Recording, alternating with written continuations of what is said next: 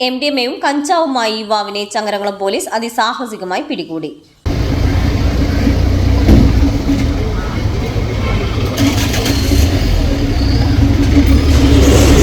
ചങ്ങരംകുളം കാഞ്ഞിയൂർ താമസിക്കുന്ന തെക്കിനേത്ത് 35 വയസ്സുള്ള ഹസനാണ് പിടിയിലായത്. വിതരണത്തിനായി കവറിലായി സൂക്ഷിച്ച 7.2 ഗ്രാം MDMAയും 122 ഗ്രാം കഞ്ചാവും ഇയാളിൽ നിന്നും പോലീസ് കണ്ടെടുത്തു.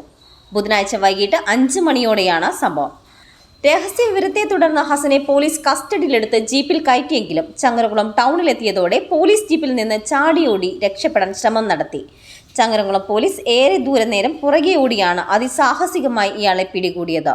ന്യൂ ഇയർ ആഘോഷങ്ങൾക്കായി ലഹരി വിൽപ്പന തടയുന്നതിനാണ് ചങ്ങരംകുളം പോലീസിന്റെ നേതൃത്വത്തിൽ പരിശോധന ശക്തമാക്കിയത്.